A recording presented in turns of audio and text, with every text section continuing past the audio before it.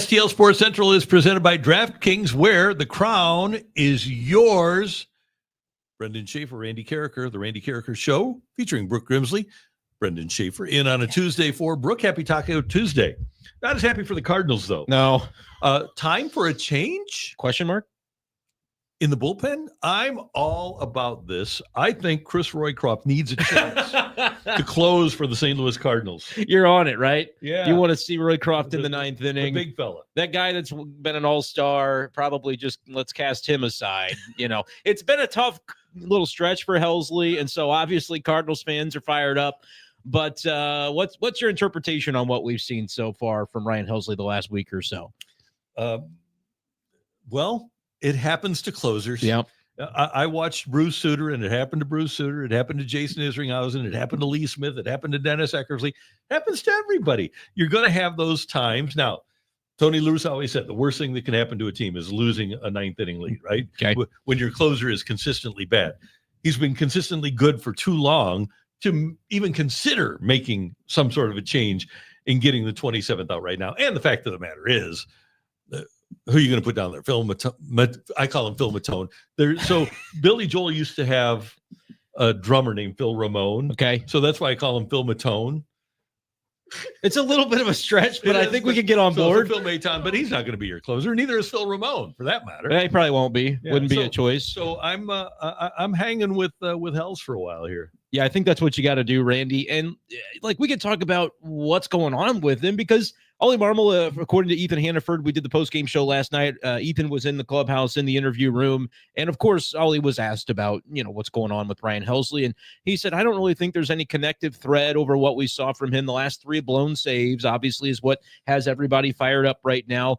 But evidently, he even said, earlier in the season, it was maybe a bit of a different story. Some mechanical issues that Helsley had to work through when he just couldn't locate the fastball. I think we saw a little bit of it last night still, where the fastball command and maybe the trust in that pitch is not at its all-time high, but it doesn't sound like the Cardinals are particularly concerned with anything under the hood from a mechanical perspective. This is just one of those things that does happen with closing pitchers from time to time. And last year, Helsley faced virtually no adversity in closing. This is actually a good thing for a closer, as long as it doesn't get out of hand and you don't go 3 more games, right, and you blow 6 in a row. But this is going to happen to pretty much everybody except for Mariano Rivera. Yeah, and look, Ryan Helsley is still, I know people look at it and they say, oh, he'd have to go X amount of numbers in a row to be able to get the ERA back down below 3. The season-ending ERA maybe won't be as shining as it was last year when he was unbelievable, one of the best relievers in baseball. But I do think there's room for him to find that pitch back, the fastball that has made him so good. I still thought the slider looks pretty effective, and it's got good movement on it. You got to realize that the Saturday blown save, he struck out 3 in the 9th inning, right? Like, things happen, and sometimes it just doesn't go your way. I'm not overly concerned. Was it a great pitch that he made to Clase last night, 97-8 down the middle to a guy who's got a 500 OPS? No, it wasn't a good pitch. Wasn't a good moment. Personally, I would have liked to have seen the Cardinals still find a way to overcome that. They had the setup you want, Randy, in the bottom of the 10th inning. Yeah. Victor Scott II, he hit a double during the commercial break. That's what you want. He's your fastest player, and you've got number 1, 2, and 3 coming up in the batting order, and they couldn't find a way to get him home to extend that game. By the way, a lot of questions today, and I'm a big fan of bunting the runner over and getting the runner to third with less than 2 out. That being said, if you talk to people behind the scenes over there and say, why don't you bunt more? The answer you've gotten actually for now a couple managers in a row is guys can't bunt. They don't do that. No. Lars Nootbaar, 3 sacrifice hits in his career. I looked it up last night. 5 years, 3 times they've asked him to do that. And the reason that they don't ask is because he really can't. Now, Donovan is a good bunter. You ask Ollie Marmol and you say, okay, who are the best bunters on your team? Donovan's the first name out of his mouth. Victor Scott can bunt. For the most part, though, the players on this team are not good at bunting, and that's why they don't ask them to do so. Can I add this, too? I think in that particular situation, bottom of the 10th inning, you've already burned your closer. You've burned your second closer, the drummer guy. He pitched in the 10th inning. Phil Matone. Phil Matone did a nice job to limit the damage. It wasn't a full Houdini because he gives up that double, so they take the lead. But bases loaded, 1 out, he finds a way to get out of the rest of that jam.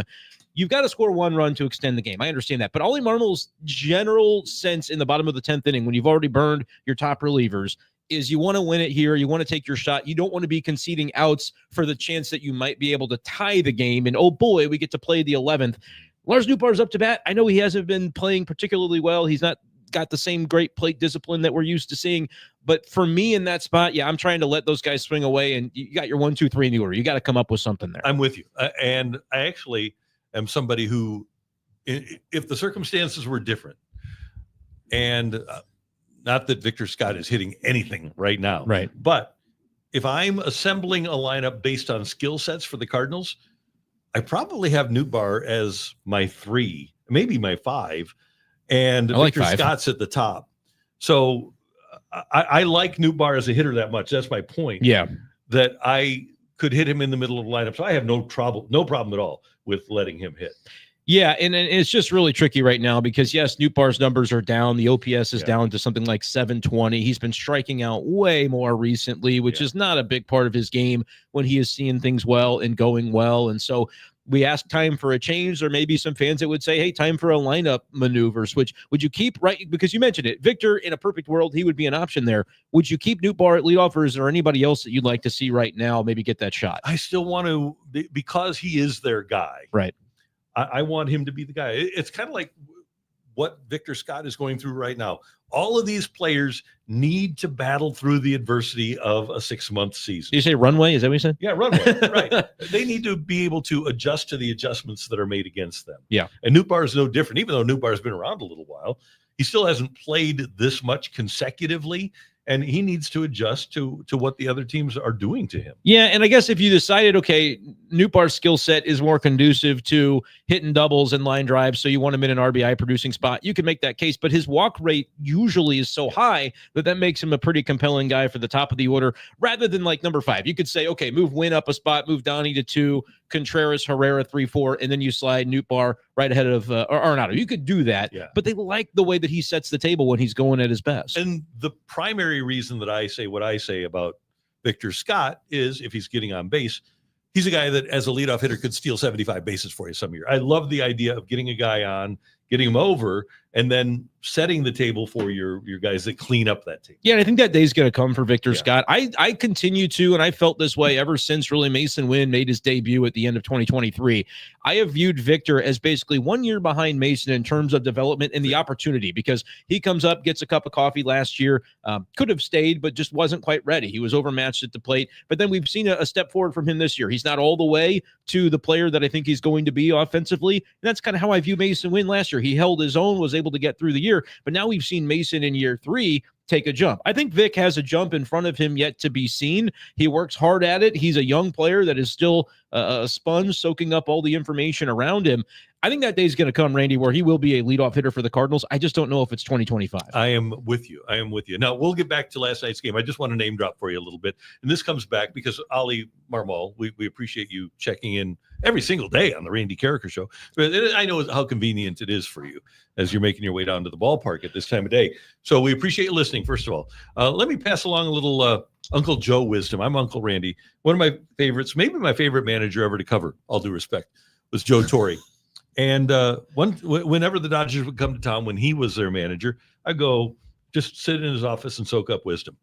And one time the Cardinals, I don't even remember who the closer was that was struggling. It was, must have been 2010 or something like that. Anyway, the Cardinals had a closer that was struggling. And so I was talking to him about Mariano, and he said, let me tell you something.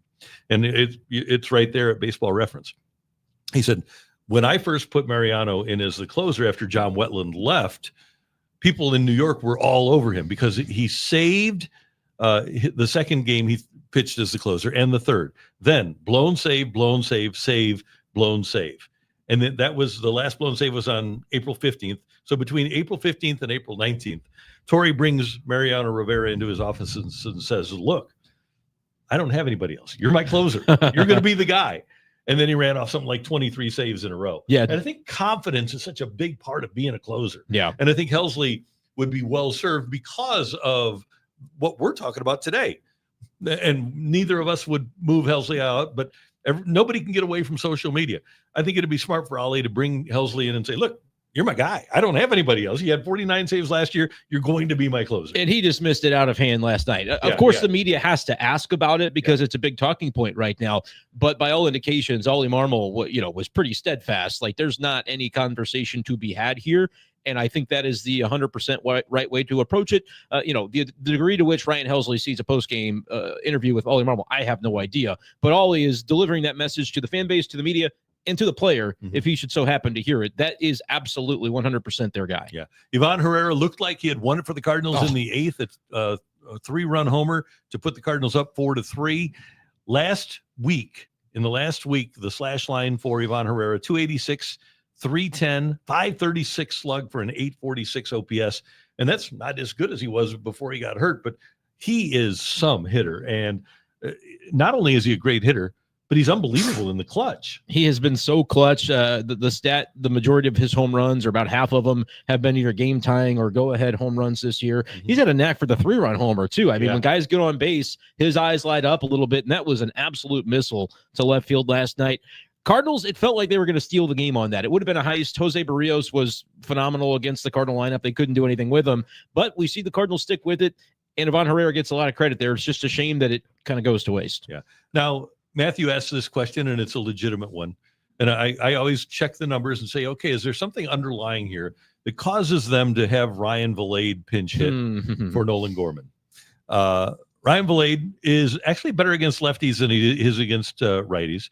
He's got a 143 career average against left-handers. Well, 138 against right-handers. Okay.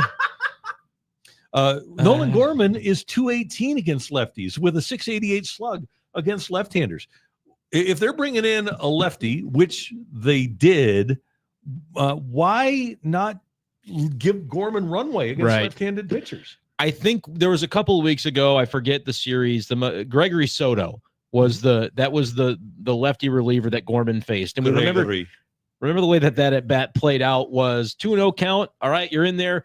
3 sliders off the plate, not in the strike zone. Gorman swings at all 3 of them. I think we've seen it a little bit where they say pick and choose your spots where we're going to give him a tough lefty reliever.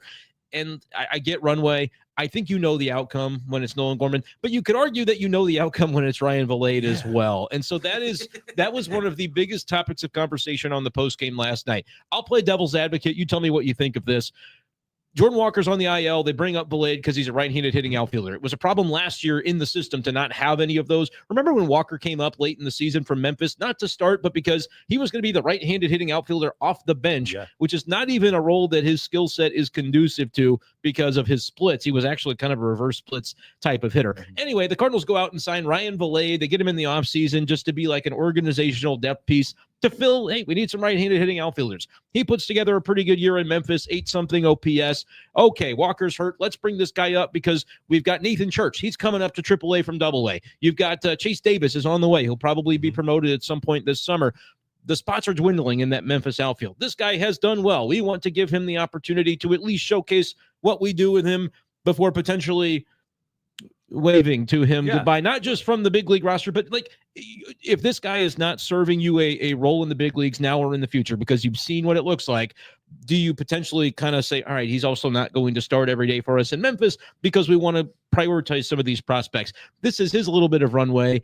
We've seen it though at this point. And so that's where I'm like, all right, that was maybe, could you say it was costly last night? You could. Nobody else was really hitting in the 9th and 10th inning either. Obviously he came in for that spot in the 7th. I might have gone Pozo. That's my one thought about this, Randy, because the whole thing with Pozo is your third catcher, everybody freaking out about having 3 catchers. Don't worry about it. The way it works is if you're willing to use Pozo as like a Luke and Baker adjacent player and say, hey, he's a right-handed bat to come off our bench. He makes good contact. He can have a little pop in his bat. I have to be willing to use him, though, and not hold him back for the emergency what if I need a catcher in the 11th. And I feel like that would have been my call to go Pozo.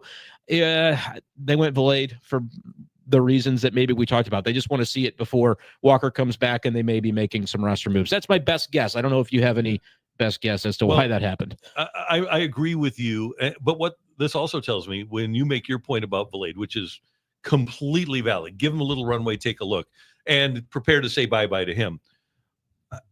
Doesn't Luke and Baker have to be in the exact same spot right now? Yeah. For the Cardinals?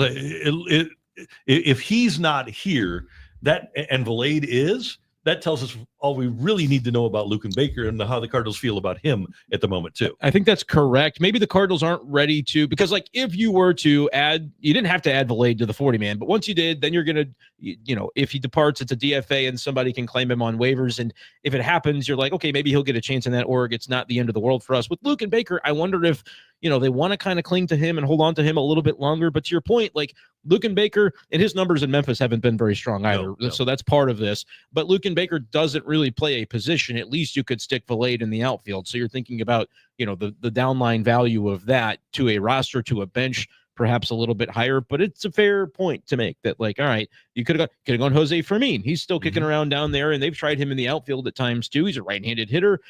I don't know. I think this was a shot to see Valade before potentially making a decision about his future. That's my best guess. And here's a thought that I've had since the middle class of baseball was squeezed out. And the essence of analytics is to find inefficiencies in the system, right? And take advantage of inefficiencies. So tell me if you agree with this. Because that middle class is squeezed out and it's less expensive than it was. And the Cardinals, by the way, tried this with Matt Carpenter, who just couldn't hit anymore. But there are still players out there that Corey Dickerson type from a couple of years ago that signed for $5 million. That's a professional bat off the bench. I believe if you stock your bench with maybe a lefty and a righty professional pinch hitter, you're going to win some games that other teams aren't going to, because you have a player that's a pinch hitter that they don't. The Cardinals don't have pinch hitters. And it's not just the Cardinals. Major League Baseball doesn't have professional pinch hitters on their bench right now. And I think if you went out and found a couple during the offseason, I think that would be an advantage that you have as a team that got those guys that other teams don't. Yeah, I couldn't agree more. And it's one of those deals too, where you mentioned it, the cost is not going to be substantial, a couple $1 million, that sort of vibe where a guy is in that stage in his career where he's maybe demonstrated that as a potential skill set, but he knows that also might be the ceiling for what his opportunity could be. And just say, hey, you're 32, whatever you are, you're not going to probably be getting a starting job anywhere. This is an opportunity to aid what we hope will be a contending team in a very niche role. And I think to your point, like the bench, the way that it's made up, we haven't necessarily seen a lot of pinch hitters activated within games, because Ollie is probably looking over at that bench going, well, who's the guy that I trust to really take a quality AB when I need him? That's a pretty fair point. And by the way, because of the DH, there aren't going to be as many pinch hitting opportunities. But what I'm talking about is what we saw last night when you decide, okay, I don't want to hit Nolan Gorman against a lefty. And so you send a guy like Ryan Valade up. And I'm just saying that maybe a veteran presence that has a little bit more experience, or a lot more experience, coming off the bench as a right-handed hitter. That's why they traded for Tommy Pham at the deadline last year, right? They just wanted a veteran right-handed hitter. Yeah, and I think that's something that probably, like when you look at and imagine the 2026 roster, assuming this year finishes out where they're still playing competitively, let's say they win 85 games but miss the playoffs, but they have proof of concept that, okay, the guys that we have in-house are enough. We can add a little bit and actually try to start this compelling competitive window in 2026. Maybe you do that. Maybe this was a year where they're like, this is kind of runway year. Let's see if any of these kind of quadruple A type of guys that we're going to have to roster onto the bench rather than signing veterans like Brandon Crawford, Matt Carpenter. Let's see if any of those guys can turn into that. But it doesn't seem as though the manager has found a niche or a liking to any of those guys, because in fairness, when they've been used, there just hasn't been a lot of productivity in those spots. I was fine with Palante last night, 6 innings, 2 runs on 7 hits. Yeah. That's who Andre Palante is, 92 pitches. Limit the pitches. His earned run average is 4.75. A typical back of the rotation guy that gives you a quality start every time. The earned run average is 4.5.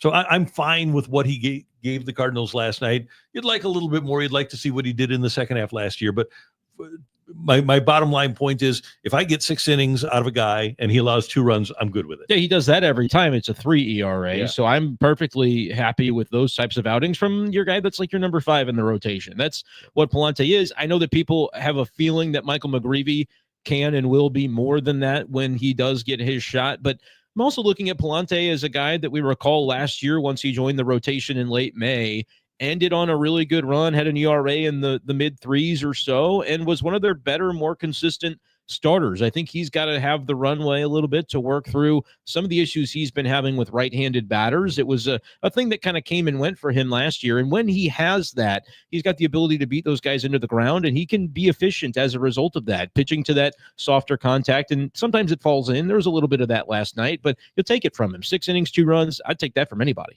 And the fact of the matter is, I think this is a fact, that with Michaelis and Matz and Fetty presumably coming off the roster after this year, you need him in the rotation for next year, right? You need Palante to be one of your guys. You'd really like that. And it doesn't mean he has to, elevate to be one of your top 3 in your rotation. Ideally, you'll have at least one prospect that comes up to claim one of those spots. In addition to McGreevy, potentially. I mean, we're talking about by spring of 26, Quinn Matthews hopefully stays healthy for the rest of this season, and we may even see him for a spot. You never know what could happen. Sunday, Monday, Tuesday. He should pitch again. He started really well for Memphis last Friday night.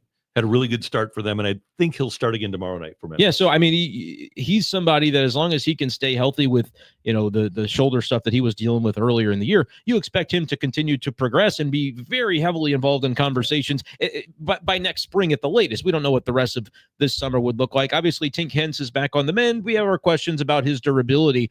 But there's enough guys down there that hopefully you find one of them to come up and claim a spot, and McGreevy claims the other, and you kind of have a look at what your 5 could be in 2026. And by the way, Tekoa Roby also. Oh, absolutely. He's in Memphis now, and he's somebody that, again, durability, health. This is the first time we've really seen him healthy for a long stretch, but he's a guy that by February, you're like, all right, let's see what Tekoa Roby looks like. Miles Michaelis pitches for the Cardinals tonight against Chris Bassett. I mentioned this on the TV show this morning. Not that I ever expect players to play better because of how much money they're making. It's a ridiculous concept that a lot of people have, but think about it. Say, okay, how is that player as an athlete going to become better if I give him a lot of money? That being said, I need Miles Michaelis to pitch like a $16 million guy tonight. All that being said, this is what I require of you today. Here, the Cardinals have lost 2 in a row, right? And this is not unlike Sonny Gray last Friday night, where you're going into that series against the Doyers, and you need him to be fantastic because you'd lost 2 series in a row. Now you've lost 2 games in a row, and I don't expect Miles Michaelis to be more than he's capable of being, but I can't have him be less than he's capable of being. I need last night's Palante start for Miles Michaelis tonight. I think that's fair, and I think if you get that, the Cardinals probably win. It's a bit of a small sample, but I'm looking at a couple of the numbers of Cardinal hitters against Chris Bassett. There's a guy in this lineup who I think will be in the lineup tonight who is 2 for 2 with 2 home runs. It's Nolan Gorman.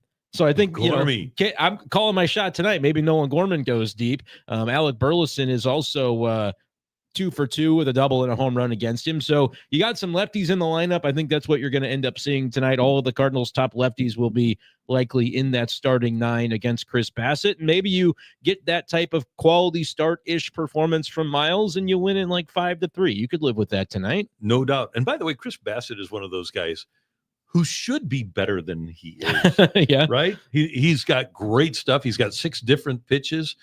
He throws hard. He's durable. It just seems to me he's one of those guys that again, opinion, I think that his numbers don't live up to the eye test when I watch him pitch. Yeah, I mean, this year he's got pretty good numbers, 3.5 ERA, about a strikeout per inning, but certainly, has had some moments in the recent past. Last year, he was above 4 for the ERA, and so we'll see if the Cardinals can maybe send him back to that zone tonight with they've done a really good job against starting pitchers and having a game plan for what that looks like. I'll be curious to see what Brant Brown comes up with, and I think we already know what all he's going to come up with. It's going to be a ton of lefties facing him. All right, one other Cardinal note for you, and I think this is a very fun fact. So yesterday, as we all know, the Red Sox called up the number 1 prospect in baseball, Roman Anthony. All right. They also have Christian Campbell, who before this season was the number 6 prospect in baseball. And they've also called up Marcelo Mayer, who was the number 12 prospect in baseball. So they had 1, 6, and 12. Pretty the good. Red Sox did before the season started. They also have a youngster by the name of Wilyer Abreu, who has like 12 homers and 39 RBIs. He's hurt right now, but he's on his way back, and he'll be back soon. Those guys are all members of the Red Sox. That's not the only thing they have in common. They all were procured by the Red Sox organization when Chaim Bloom was in charge. Pretty good. Yeah. I mean, Chaim Bloom, I think did a nice job of what I thought anyway, the Red Sox asked him to do, which was basically, hey, this Mookie Betts thing, we're not going to be able to re-sign him. We don't want to spend on that. Get what you can for him. Rebuild the farm system for us. We're near the bottom of the league in that category. Oh, by the way, Dombrowski had decimated the farm system. Yeah, his trade for that World Series. His style was not to build the farm and try to keep sustained success while winning at the big leagues. Chaim Bloom, with their mistakes made, sure. I think there were some contracts signed, some money spent. Trevor Story comes to mind that just haven't necessarily panned out. But it is inarguable that he turned that farm system around. And that's why I love the way the Cardinals have handled his joining of this organization. It's now 2 years of, I'm an advisor. I am very much having my fingerprints on everything at the minor league level and the development. It was great to hear Saturday. We did a Zoom with Tekoa Roby for him being a minor league pitcher of the month in May. And I believe it was Matt Pauley asked him a great question about like what's different now in terms of like we're always talking about development, what's changed. And he just had glowing things to say about the conversations and the way that they target the areas of improvement. It's no secret what's important to the development guys in the org, and it's no secret of how they tailor your specific plan to get those results that they're looking for. Chaim Bloom is overseeing all of those things. He brings in Rob Cerfolio. They bring in the guys that are underneath at the coordinator level. Pierpont. The pitching guy from Seattle. That is exactly what we're talking about. And so I feel like we development wise, we're kind of looking at guys right now like Liberatore and guys that are at the big league level that we're going, hey, you've been around. We want to see you do well. I think the true benefits are going to be 2-3 years down the road as the Cardinals continue to usher these players through the system. The guys that started this year at Double-A, we're talking about Roby, we're talking about Eshawn Henderson, we're talking about Max Radjic, that was a former minor league pitcher of the year for the Cardinal org. Like those guys, I think 2-3 years down the road, from a pitching standpoint especially. Obviously, you're naming a lot of guys with the Red Sox who are offensive talents, are hitters, but I think we're really going to see that development train kind of happen on the pitching side. And that is huge when you think about what John Mozeliak had to basically do an offseason ago, where he had to go sign free agents that you had to spend 10, 11, 12 million dollars on guys like Gibby and Lance Lynn, who are fine pitchers, but you can develop that caliber of arm and then spend your money on other things to supplement your roster. That's the idea that I think Chaim Bloom is going to be able to execute within a couple of years' time. And one of the other great things that Chaim Bloom has going for him is that there are only so many hours in a day, so only so many days in a baseball season for a Pobo to go out and watch a minor league system. I guarantee you that when Chaim Bloom takes over, whether it's August or September, that he will know more about his farm system than any other president of baseball operations in Major League Baseball. And I know that people wanted their pound of flesh. Like that with John Mozeliak, he said we were going to make the playoffs. He asked us to be patient, and we were, and they didn't ever pay that off. And so people were upset. Absolutely. In retrospect, and look, at the time, I kind of got it, and now I think I see it even more. The way the Cardinals said, hey, this is going to be Mo's last year. This is going to be the guy that comes in. We're going to fix everything that was kind of going awry down below, and Chaim is going to help us do that. I know some people were upset. You're telling me the same guy that made the mess is still in charge? Like, that was sort of the attitude. I think it's a right way to go about it because of exactly what you said. Chaim has been able to focus on those areas, and he doesn't have to try to do two things at once. I think that makes a lot of sense. And I don't think this was a front burner thing, but maybe a back burner thing. With the philosophy the Cardinals took at the beginning of the season, and things have changed now. We saw last week Mo saying that he thinks ownership will provide the funds if the Cardinals want to go out and buy at the trade deadline. But my belief is that the Cardinals thought that they could have Mo be the bad guy and trade away everybody, and then Chaim Bloom come in and be the savior. Okay, all of our favorites, Contreras, Gray, Arenado, they all got traded by John Mozeliak. Thank goodness that we've got another guy coming in, rather than Bloom coming in and, like he traded Betts, being the bad guy. Yeah, right off the jump, for the fan base kind of looking at you and saying, well, you're responsible for taking all these stars away. Mm-hmm. And I think for Mo, even if that had happened, let's say that 2 of the 3 would have agreed to a trade instead of 1 of the 3, and then they would have been able to move 2 of the 3 and been successful in that. Do they win fewer games this year? Probably. But also, I think John Mozeliak had that chip on his shoulder too, to say, I did develop a lot of these guys, and we still have talent on this team. I kind of want to show everybody that, look, the guys that I have, ushered in over these years that have underperformed to this point, they're going to surprise you, and I'll still be able to go out saying, see, I told you so. That was a win-win for both sides to organize it the way that they did, and I think we're seeing that play out right now. Brenden, I've thought this for a long time. Randy Flores and his group do a great job of getting talent in the organization. The problem is developing the talent and identifying your best talent, right? Because when you have people like Alcantara, Gallen, Garcia, Arozarena in your organization, clearly you recognize talent to bring it in. Yeah. But the problem is developing it so that it's solid major league talent and then recognizing what the best talent that you have is. Yeah, kind of organizing it. It seems like at times they clung to certain players that were higher up in the hierarchy at certain positions. You can think about with the pitchers, and like Gallen's struggling now. I know Alcantara had the injury and missed a year, but still those guys as a talent, you know what they are. But at the time it was like, all right, we're going to prioritize Luke Weaver as a starter or Dakota Hudson as a starter. Keep Jack Flaherty. Like they just, it's not that those were just obvious misses, but some of them are, okay, we maybe let the highest upside guys go because we were too concerned with making sure we saw what we still had in house. Lex Luthor very well said, instant gratification is way more fun than developing a farm system. Hell yeah. Yeah. And you know what? We saw that and we loved it for 15 years, from 2000 to actually go back to 97, go back to McGuire. Actually go back to 96 when they signed from 95 to 96. You go out and you get Stottlemyre, Eckersley, Bennis, Gant, Gaetti, Gallego, Royce Clayton. I mean, you completely rebuilt the team in 96, then completely rebuilt it again with instant gratification in 2000. Then subsequent to that, you're able to go out and get a guy like Roland and Edmonds, Roland. Like, just think about Izzy, Walt was playing in the kiddie pool. I don't know what everybody else was doing, but he had a vision and he had, the support from ownership to make sure that they could have that and turn that around. And they did do the developing thing as well. Yachty, Albert, Waino. I mean, there were moves that were made, but that's sort of the era that they were in and able to win that way. Now you have to kind of say, all right, what's the version of that in this era that we can take advantage of? And I do believe they have the people in place now to be able to see that forward. Yep. By the way, we want to get to Wesley. We just had this up on David Sampson's show this morning. He said he saw DeWitt DeWitt Jr. in person and seemed genuinely wanting to win now. He's an octogenarian, might want to be looking at his personal window. I thought about that in the past, that maybe Mr. DeWitt wants to win one more time. You would think, and that had to be a hard thing to kind of go through and say, like, he maybe doesn't always get enough credit to have the vision of like, this is the thing that's right for our organization. And we've tried to do the band-aid, patch it up, and maybe we'll get over the hump and I'll get to see a win that way. But he recognized in this offseason, like, this is the way that we need to go right now. And it may take a couple of years, but I think to the benefit of their willingness to go all the way in on that process, they're maybe already seeing early returns, which I'm sure is lovely for Bill DeWitt Jr. as he watches this unfold. Henry Wells points out the Cardinals are 21-11 as of late and just took a series from the Doyers. Can't win them all, and they'll be fine. A game and a half back in the wild card, 4 games back in the division. This team can contend. Yeah, best record as of yesterday.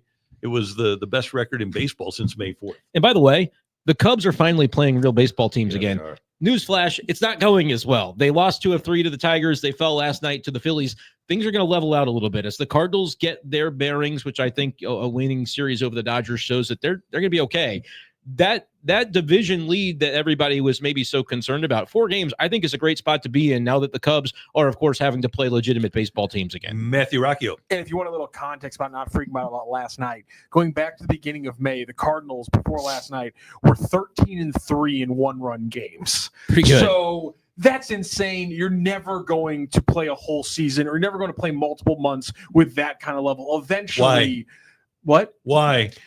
I just feel like if you go back to like the Bronx, if you go back to like the 2000s Yankees and even like the Mariners who set the record, I just don't think they even had runs of that kind of consistency is all I'm saying in clutch moments like that. And eventually things are going to break against you in short games, even when you're playing well.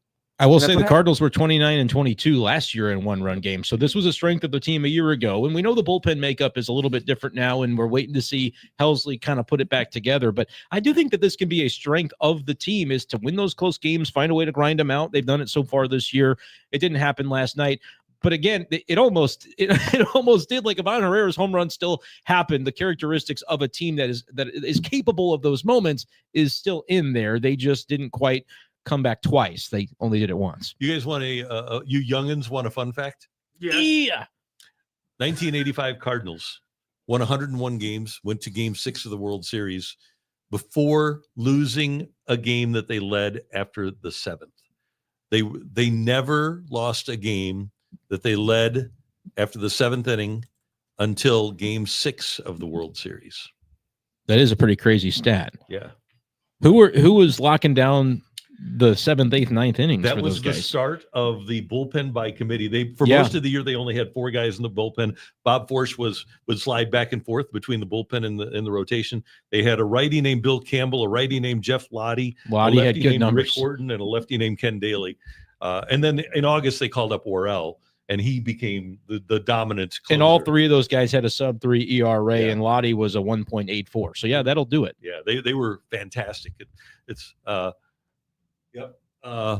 Hold on. Who's our Yeah. Todd Who's Worrell in Memphis? I guess it's yeah. Granillo. I mean, Yeah. that's probably what everybody wants to hear. What Well, are but, they're pitching Graceffa out of the pen now. No, not in closing situations. Yeah, no, but he's pitching out of the pen now too. he's another guy that it's kind of surprising.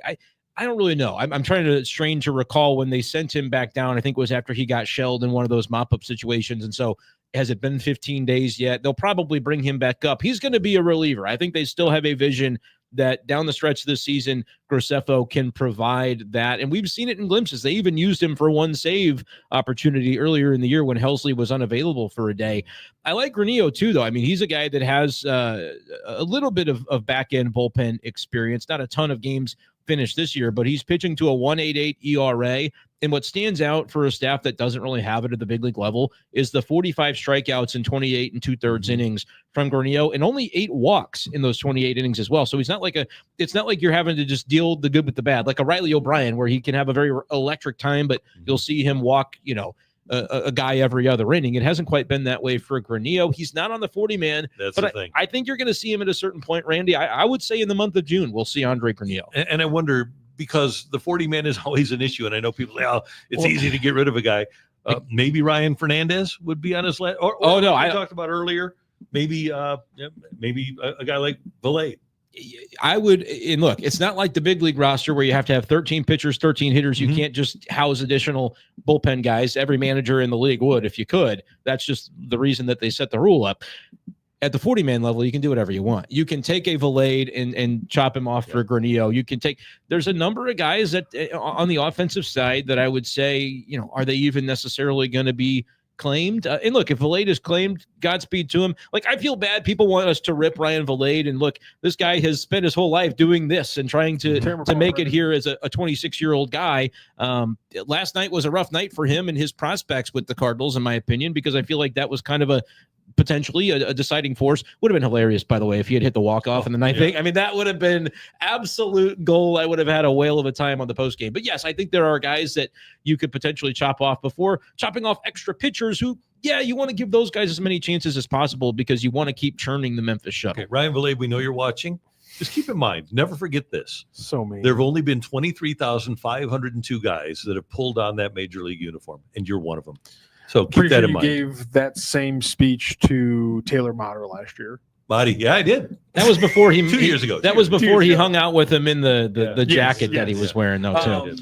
I will say, go check out STLSportsCentral.com. Bernie did a video and also had a part of his written piece breaking down Granillo, his numbers, and why he thinks he should be up. I've been on Granillo. It was Jeff Jones was on Granillo first. It was a couple of springs ago. He's like, I'm gonna go watch this Granillo guy. I'm like, okay, I'll check him out.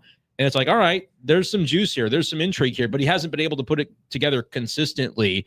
But we're starting to see it. I mean, this is the most consistent stretch run that he's had. And again, the strikeout stuff is something the Cardinals just lack as a staff. And so you would think that at some point they'll find a way to put the machinations together to get him on and get him in.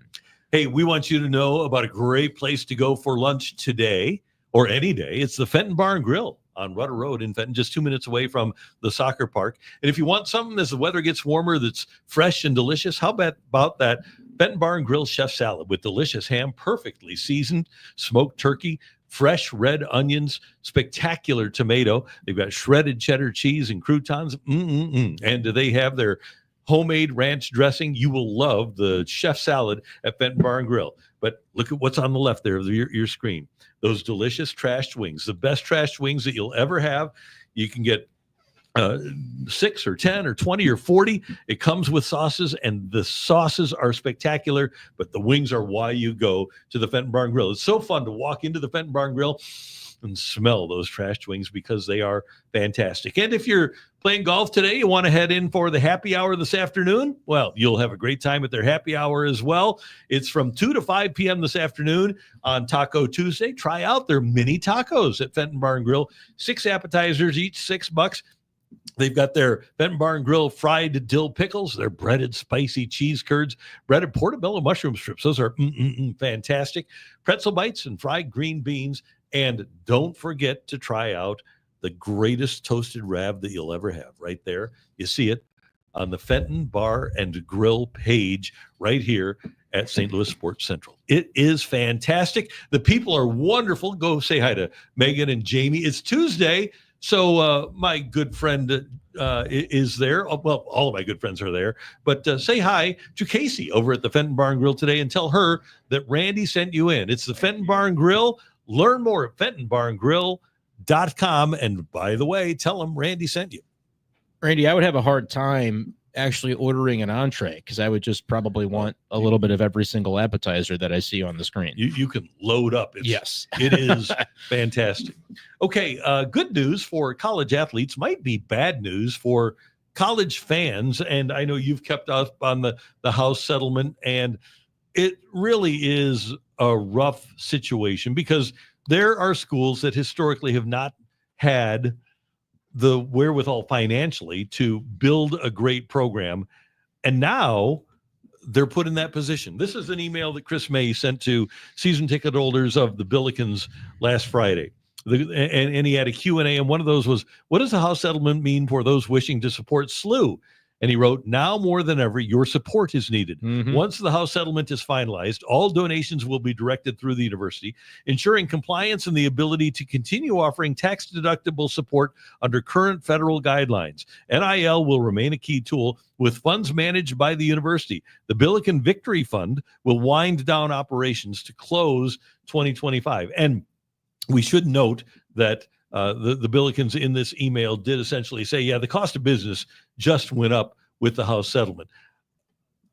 I wonder what this does mean for a school like St. Louis University. I don't think it means anything negative for Mizzou because Mizzou gets so much money from the SEC, and they're raising money, raising the prices, but people are willing to pay the price to go watch Mizzou. I think they are. Laird Veach, the athletic director, we're getting all the emails, right, about the way that Mizzou is approaching this, and they have already said, we will participate at the highest level of revenue sharing, so the schools themselves now get to pay their players, but that's across all sports, football, basketball, and then even the non-revenue generating sports as well. They'll divvy up that $20.5 million, which the money has to come from somewhere, Randy. It's money that the schools are going to be bringing in. And so that's why, hey, we're raising ticket prices. Hey, we're getting a lot of emails asking for donations because basically it's up to the fans now to kind of pay the players. You got enough donors that you can probably pull that off. They're confident at Mizzou that they'll be able to do it. But a lot of the money of that $20.5 million is going to be devoted to football. I wonder for SLU if they could find the donors,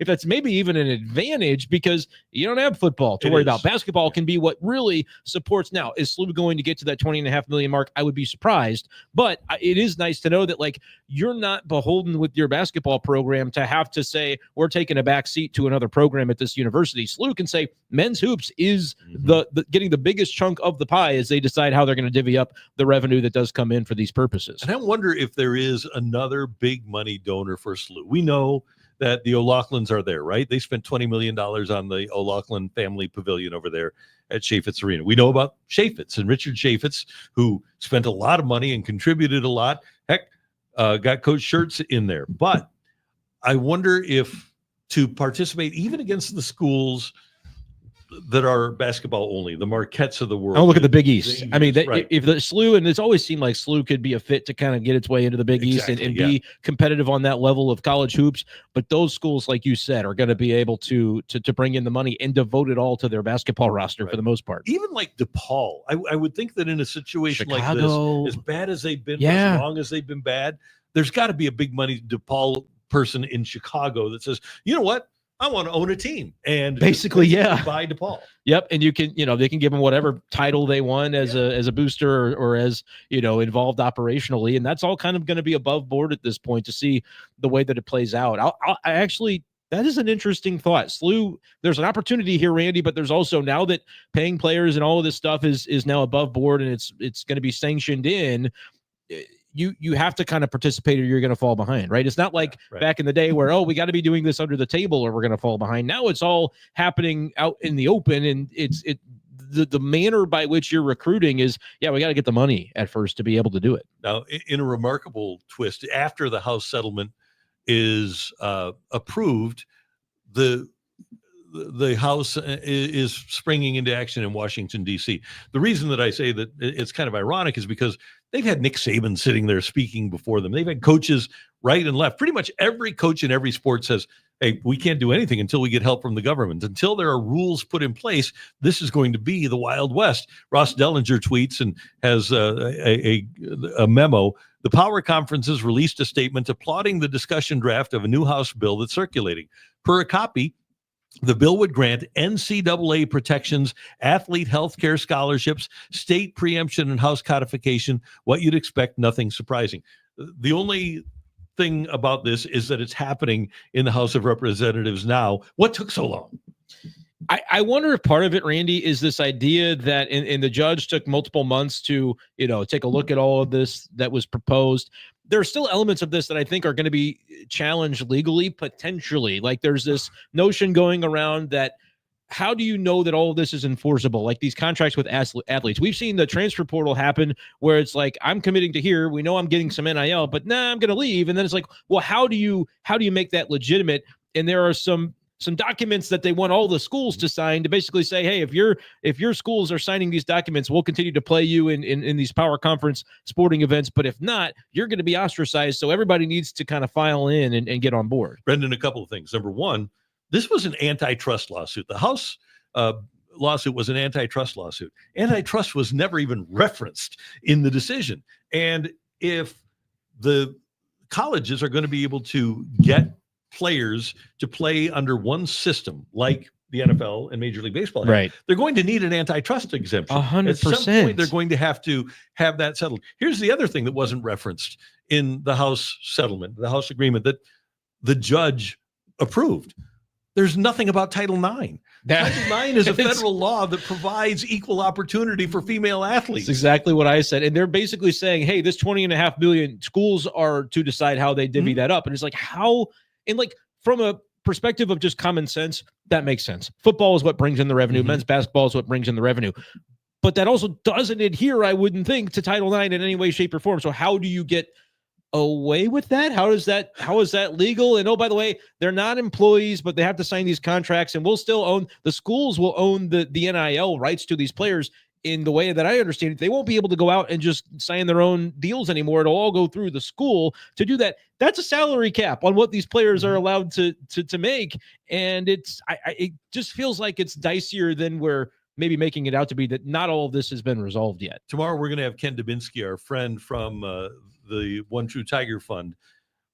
And I'm confused about that too, because I've heard both. I've heard that there's going to be the salary cap, but also the players can still hire agents and go outside, I hope so, of the university to increase and enhance their income. That is what I hope would be the case. But if there's like the question of how do they make these contracts enforceable, where, yes, I told you I'm going to come play for your school and it's going to be a 1-year contract or whatever, and I have to adhere to that, or the NIL that is functioned through the school, I've got to give it back. Can you make that enforceable? And within those contracts, can you put something in there that says we now own your NIL rights for this year, to where we can go out and maybe make additional revenue off of you, but you are just being paid through this contract. Don't go out behind us with it. I don't know how that's going to come down, Randy. It is fascinating. A lot of it feels like this can't possibly be legally allowable. And it's like, I think if they didn't do it this way, you're on a fast track to conferences like the SEC and the Big Ten just going off and doing their own thing. This is like, you see the Spider-Man movie where he's in front of the train and trying to hold on to both sides so the train doesn't go off the track. That's what this feels like, where it's like, we're just trying to keep this thing together, and we'll see if people buy it, if we can get away with it. And my guess would be, just going back to Title IX for 1 second, when July 1st gets here and these schools release how much money is going to what sports. On July 2nd, there will be a Title IX lawsuit filed, and somebody's going to say, hey, we've got this federal law here called Title IX that allows women to be equal to men in college sports. We still have this thing, and we're going to file a lawsuit on behalf of us so that we can get Title IX enforced. Matthew. I wanted to localize this again because the Post-Dispatch ran a story with some quotes from Chris May, and you guys talking about the potential future of the schools all controlling it all. It makes me wonder are they kind of out in front of this a little bit? So this is from Tom Timmerman's piece on the Post-Dispatch. Where was it? I think it's an opportunity. I think it's because of how well we're positioned, how the university have positioned. We've been planning, we've been operating for the last 6 to 9 months in the basketball space to be prepared. The teams we have here, we recruited them in this space. I think the next 2 or 3 years, it'll be really interesting to see how the rest of it evolves. And then to your point, Randy, we talked about this off the air. They are bringing everything in-house. Right. July, SLU will begin paying the players. The Billiken Victory Fund will be phased out in 2025, and the checks to athletes, for now, the men's basketball team and most of the women's team, will be coming from the university. So are they putting a cap on themselves, or are they getting ahead of what eventually how this is going to settle and work for the long term? Because collectives would be kind of without a role if it's all and at Mizzou they brought a lot of stuff in-house because this was coming down the pike. It's a good question. I don't think SLU will be limited though financially, because I would strain to believe that they're going to have a $20 million basketball roster, right? Like that number is going to be largely met by some of the top tier football organizations. I call them organizations now, Randy, because that's really what it is. Yeah. And so I don't think SLU might just be limited by the amount of revenue that they can bring in, but also will they turn around and just give every dime back to paying players? No, like you have to probably have operational expenses and understand where your profit comes from. These are going to be run like those types of organizations. They're businesses at this point. And I think the final quote in this story, or at least from this chunk that I pulled, how do you drive revenue? That's the biggest challenge. A bad basketball season would put a dent in the pot of revenue to be shared. It puts pressure on everything. Putting together a good team, putting together a good schedule, convincing boosters to donate. And you got to win. I feel like that's going to be a crystallized quote that we can probably put away and then use whenever we're talking about any school. Yes, because you can do the thing where you send out the emails and say, hey, can you buy our season tickets? And hey, by the way, the price is going up. And like, that's what Mizzou is doing. I think it's going to work just fine in football because I have expectations that the football program is going to continue to move in a really, really good direction. Shout out Drink. And in basketball, it's going to be interesting to see, like, all right, Dennis Gates, they made the tournament last year. They're hoping to be able to do it again this year, but basketball's tricky. Like in the season where they went 0-18 at Mizzou in conference play, the fans weren't as attentive. You're going to need those big money boosters and find ways to keep those folks happy to really be able to find that floor for your revenue year over year, regardless of on-field performance. And with something we talked about yesterday, Stu Durando, who used to write for the Post-Dispatch, now does an incredible job in his Substack that you should subscribe to if you are a SLU fan, Stu on SLU. He actually just did a QA with the departing president of the university, Fred Costello, and this was the last question about athletics, about the future and how to keep it exciting. How do we continue to keep athletics as exciting as it's been? I think college athletics is special. It's different from the pros. I think it's more fun in many ways. He goes on to talk about how do we work through the challenge moving forward to preserve all that is good about college athletics in a period of enormous transition. There was also a quote earlier where Costello said, you shouldn't be foolish to think that the changes that have been over the last few years are going to be the last changes. He's like, there will be more changes. But I do think it's interesting that the outgoing president is focusing on how do you make college sports fun for people to get people in the building. I think sometimes when we talk about administrators, president level, I think it's too easy to lose sight of the simple fact of make it fun, make it enjoyable, and the money will follow. Make us want to invest as fans. Exactly. And the fact that Costello's on the way out saying that, I hope that means the conversations are going inside about the importance of that once he leaves. Yeah, absolutely. Now, one of the things that makes sports watching more fun is DraftKings Pick Six. Nicely done. It is so cool. And you know what? At DraftKings, the crown is yours, but you can pick out a player that's going to do either better or worse than you know he's going to do on a particular day. So, for example, Our old friend Lane Thomas today is playing for Cleveland against the Cincinnati Reds, and he is at plus or minus 1.5 hits plus runs plus RBIs.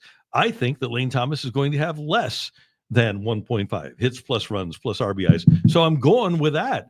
How about that? And then I'm going to go with some pitching. So I've got my Lane Thomas in there, and that's good. And then I want to go with some pitching, and I'm going to go with Dylan Cease against the Doyers. I'm going to say that he has more than 5.5 strikeouts against the Doyers tonight. So I'm going with that. That's how you play DraftKings Pick 6. And since we're so deep into the season, you kind of have an idea of what players are going to do. So take advantage of your knowledge. If you're locked into every pitch, you need to play this. That's why I've teamed up with DraftKings to bring you Pick 6, the all-new way to play daily fantasy sports. And right now, if you play with $5, you can get $50 back in bonus picks. That's 10 extra picks to keep the action going all week long. It's easy to start, fun to follow, and gives you a whole new way to stay connected to the game. Just use that promo code that you see right there on your screen, STL Sports. Download the DraftKings Pick 6 app and use that promo code when you sign up. Only on DraftKings Pick 6. The crown is yours. Gambling problem? Call 1-800-GAMBLER. Help is available for problem gambling. Call 888-789-7777 or visit ccpg.org in Connecticut. Must be 18 and over. Age and eligibility restrictions vary by jurisdiction. Pick 6 not available everywhere, including New York and Ontario. Void where prohibited. One per new customer. Bonus awarded as non-withdrawable Pick 6 credits that expire in 14 days. Limited time offer. See terms at pick6.draftkings.com/promos. All right, last night on the TNT broadcast of Game 3 of the Stanley Cup Finals, Gary Bettman joined the desk and was asked to comment on the idea that tax-free state teams have an unfair advantage. Now, to set this up, for the last 6 years now, a Florida team, no state taxes, has been involved in the Stanley Cup Finals. 3 for Tampa, 3 for Florida. The head or the general manager of the Nashville Predators, when they went out and signed a bunch of players, free agents last year, Barry Trotz said, yeah, of course we have an advantage that we are a tax-free state. And so Gary Bettman was asked about the idea that teams in the National Hockey League benefit from the fact that they are playing and hiring in states that don't charge taxes. I don't want to take anything away from the teams from Florida and the state of Florida. But do it anyway. Ace put me in a headlock when I brought this up on the broadcast in the conference final. Any plans maybe in the future to implement a balance as far as the no state tax? And no, you know, when you start, I'm just asking. It's a ridiculous issue. When the Florida teams weren't good, which was for about 17 years, okay, nobody said anything about it. And, you know, for those of you who played, okay, were you sitting there with the tax table? No, you wanted to go to a good organization in a place where you wanted to live, where you wanted to raise your kids and send them to school. You wanted to play in a first-class arena with a first-class training facility, with an owner, an organization, a GM, and a coach that you were comfortable with, and you wanted to have good teammates so you'd have a shot at winning. That's what motivates it. Could it be a little bit of a factor if everything else were equal? I suppose, but that's not it. And by the way, state taxes high in Los Angeles, high in New York. What are we going to do? Subsidize those teams? Can we take tax away from the province of Ontario at least, just for the Leafs' sake? We need something, Gary. You know, I was watching you during the prior rounds. Your attire was a little suspect in terms of your journalistic objectivity. It's pretty good. Now, here is Barry Trotz, the general manager of the Nashville Predators. He said, quote, "It is an advantage because your dollar goes a little bit farther. There's no question. The Predators obviously last year signed Steven Stamkos and Jonathan Marchessault and Brady Skjei as free agents. And Trotz says when you talk to Stamkos or Marchessault or players that are serial winners, guys that have gone deep and have had good careers and made a lot of money, it doesn't go that far. But it does help the middle group a little bit. For the elite players, the top players, they're just looking for a place that's serious about winning, wants to win, fits their window. But if a general manager of a team is saying that it benefited him to not have state taxes, I think I'm going to have a tendency to believe him, especially with the evidence that we have of those Florida teams, than I will Gary Bettman, who says it's a ridiculous premise. Yeah, I mean, for Bettman, that's probably not a storyline and a talking point and a narrative that you would like to become prominently considered, because then some of the teams in the other markets are saying, well, now why is this happening? And essentially the salary cap is going to be larger for those teams because the players that sign in those places know that, they don't have to give some of that money back to the state in the form of taxes. So it is an interesting concept, but I also do think that what Bettman said is true, that there have been Florida teams for a long, long time, and they weren't always good. But are there competent people now running those organizations to the point that you're able to be competitive enough to where that is at least a tiebreaker for a lot of these free agents in that kind of middle class that would say, okay, if I'm going to be going somewhere, I would like to maybe have it be here. And to your point, I pulled this about a minute. Kenny Albert joined the Pat McAfee show and talked about how those variables you're talking about, Brenden, is really changing things for the Florida teams. It wasn't the case.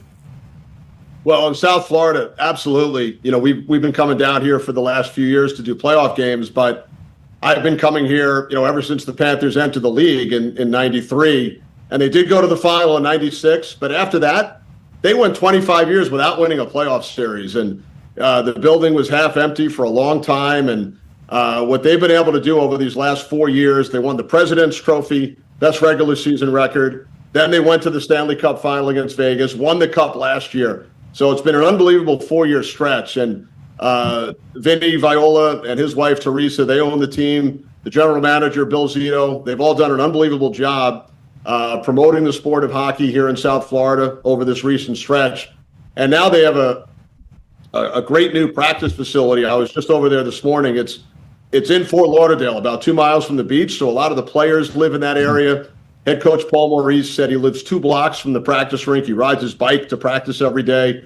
Some of the players drive golf carts. So it's really become a destination in the NHL because of the way they treat their players, the weather, and just the level of talent that they have on this team. They were. So to your point, they've hired competent leadership. They build a facility that's convenient for the players who can live on the beach. Take advantage of those resources, right? Yeah, no doubt about it. Yeah, and so they are smart. They're really smart doing what they're doing in Florida. Now, you have the Dallas Stars. One of the reasons that they got Brenden to sign long-term, no state taxes. We mentioned Nashville.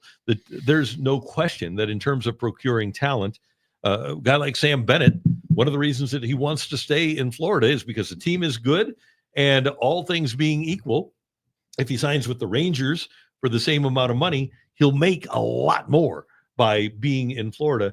And I don't know that there is a way that can be fixed on the CBA. I don't think that there's a way logically to come up with a way for teams like St. Louis, where we do have a state income tax, to be able to compete with that. Yeah, I agree. And I think that's just the nature of the beast. And you credit, the people in charge in those jurisdictions to be able to lean into that and say, okay, make ourselves destinational in other regards so that free zoo, we could sell them on that. But that could be the thing that puts players over the top. And I do think it works. But we've got a comment here from Samuel since what's with the Marlins and the Rays, right? Okay, so what do we say? You've got to have things that are destinational about it.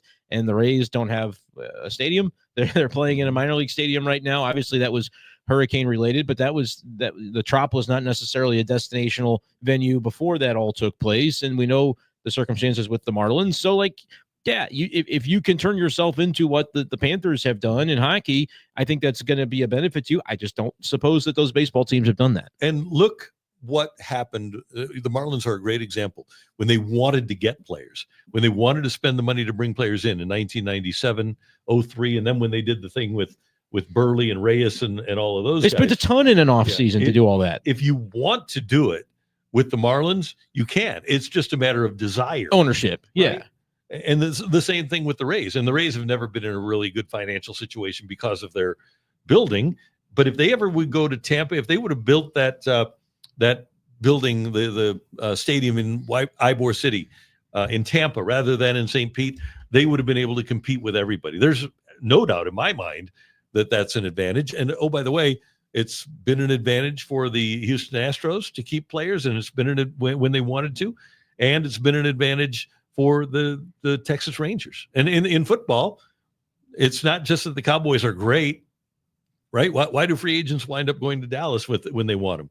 Because of the financial benefits from going there. We hear about that in the NBA as well. Guys talking about, well, there's going to be a place that I'm going to sign, but it's going to be one of the Texas teams. So why might that be? I mean, it's just an inherent fact of life, I think, for all these professional sports leagues. But what was mentioned there in the last clip that Rock played, where here's where our practice facility is, here's where the beach is, here's how we get from point A to point B, here's like the lifestyle we're building for our players.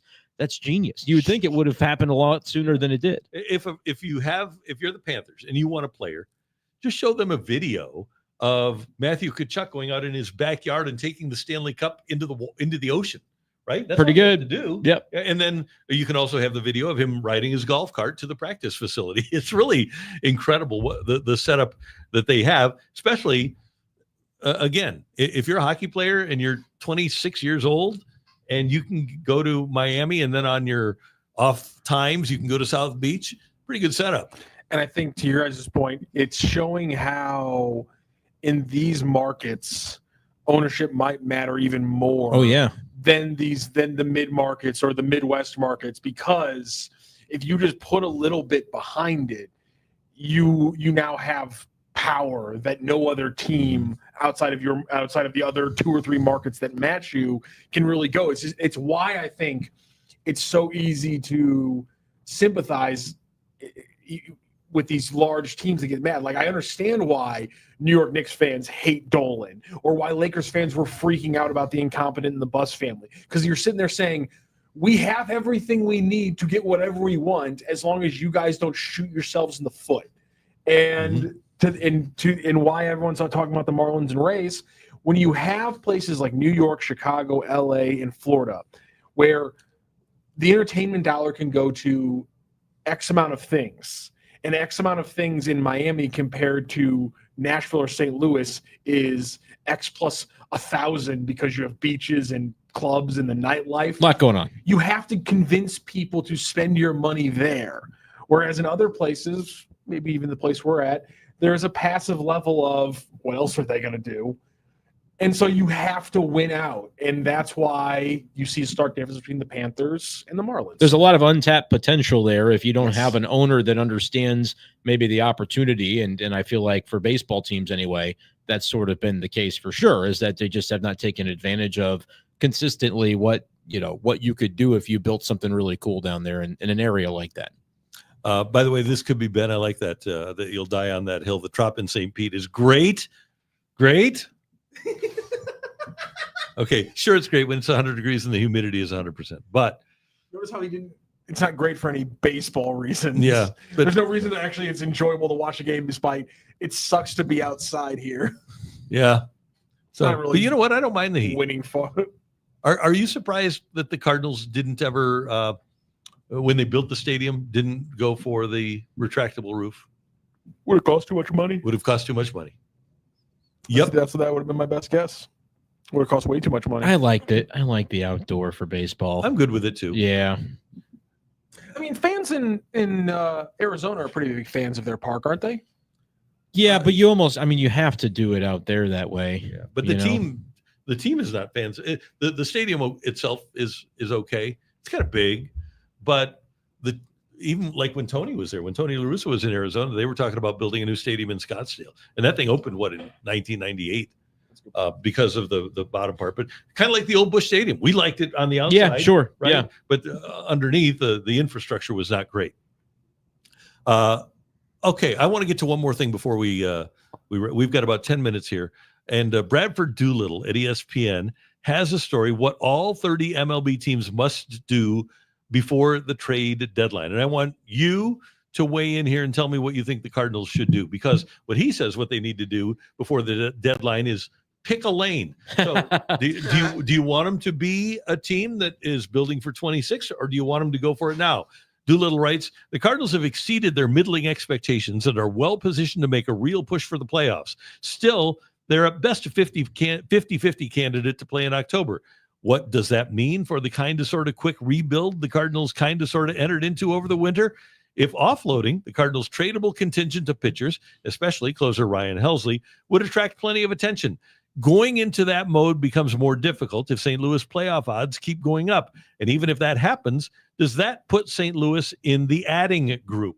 I would think that with what we talked about earlier, with where Mr. DeWitt is in life, with the fact that this is John Mozeliak's last year, I would guess that if there is a chance to go out with a blaze of glory, I would think that Mo would want to go out as a winner and try to do everything he could to go out as a winner. And even if it's just a chance, that doesn't mean it's a guarantee. But if you were to get yourself a wild card series win, and even just to play in an NLDS, even if you were to lose and bow out there, I think there's a probably thought process from ownership that's like, man, we could use a carrot to kind of dangle to the fan base again, say like, hey, we got postseason baseball back at Busch, get you fired up for 26 with a lot of those same guys coming back, and kind of jumpstart the fan base and their interest in it. I know fans are in here in the comments saying sell, sell, sell. I don't believe you. I really actually don't believe you. And that's the other thing, because the Cardinals are well aware of the preponderance of social media comments that say, oh, they don't care about winning.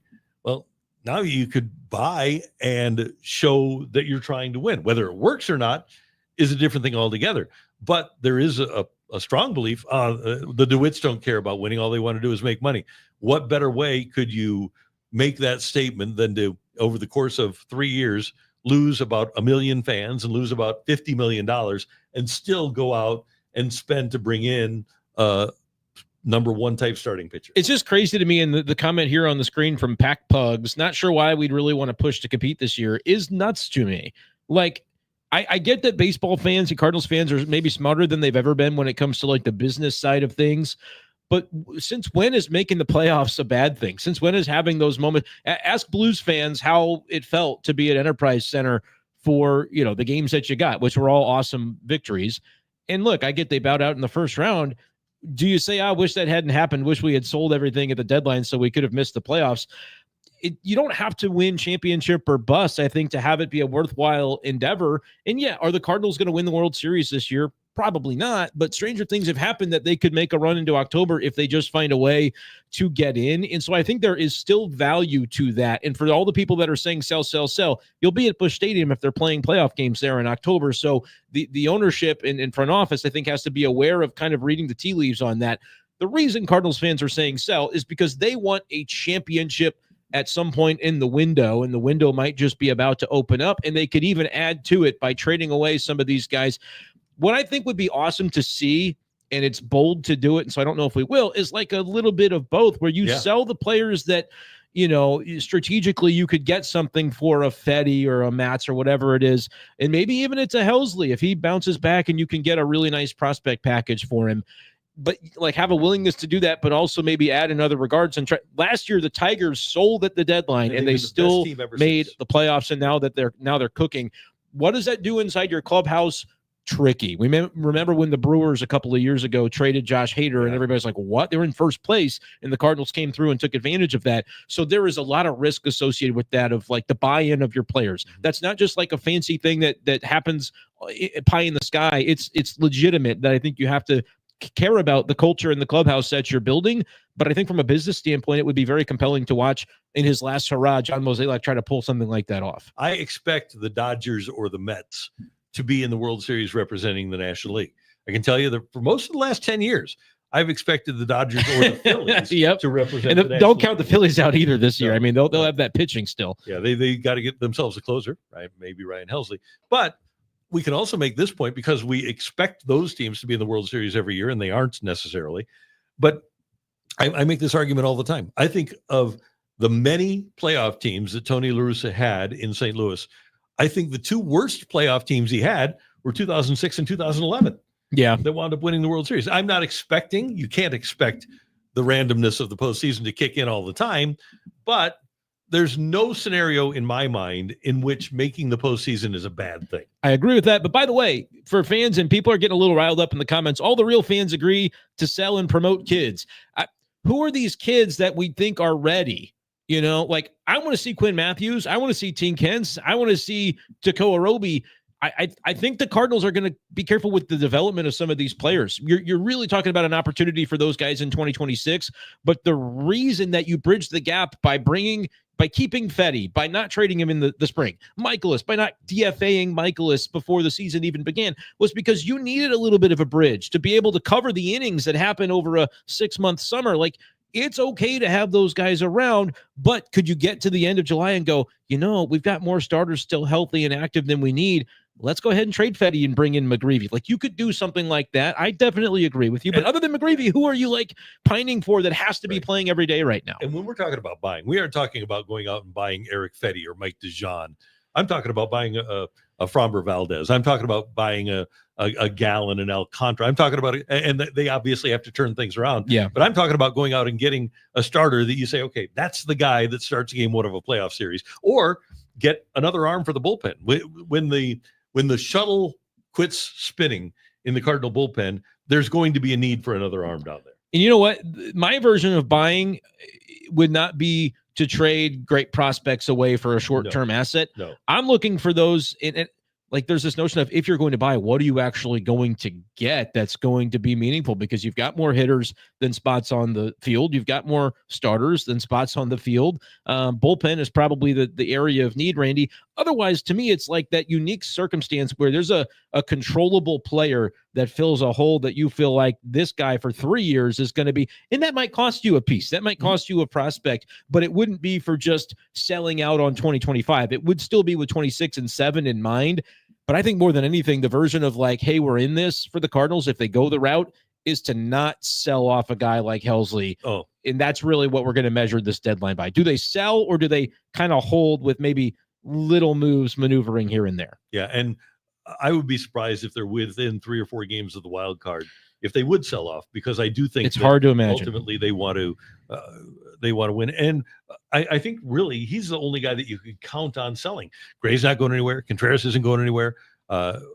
Arenado's probably not going anywhere.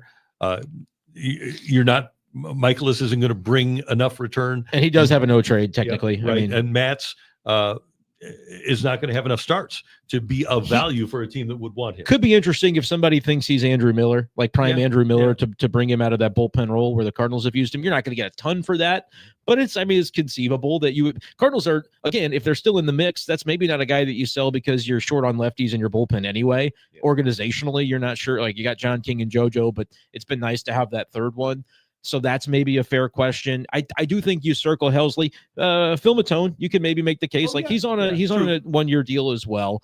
But like, what are you getting? You look back to that 2023 deadline. The Cardinals traded a bunch of 1-year expiring contracts for, well, what'd they get? Well, maybe to the point is like, you got Tekoa Roby out of that. You got Thomas Saggese, who, listen, I know that everybody's pining to see Thomas Saggese. He's going to play a lot of baseball games for the Cardinals next year, in my opinion. We're going to see him at some point this summer, in my opinion. But for right now, you're just kind of figuring out what you've got at the big league roster. Guys like Gorman, a little bit ahead of him, and they want to find out sink or swim on some of these players. But I think largely the Cardinals are in a spot where they could sell a little bit and still actually be competitive a la Detroit last year. Great job, sir. I always enjoy working with you. It's always fun. Appreciate you having me in. That's the great Brendan Schaeffer, a.k.a. B. Schaeff. When's the next time you're on a post-game show or pre-game show? I believe post-game Thursday, if I'm remembering my schedule for this week correctly. Yes, sir. And Sports Hub STL post-game shows are brought to you in part by Hot Shots. Congratulations to Hot Shots on 35 years. Hot Shots, St. Louis home for, bless you, for all of the games all the time since 1990. Find yours at hotshotsnet.com. Card Central postgame after every St. Louis game, whether it's the Cardinals or the Blues or St. Louis City SC or whatever it is. It's always available here on the YouTube at STL Sports Central. We are out of here. We will see you tomorrow here on the Randy Karraker Show. Thanks for joining us.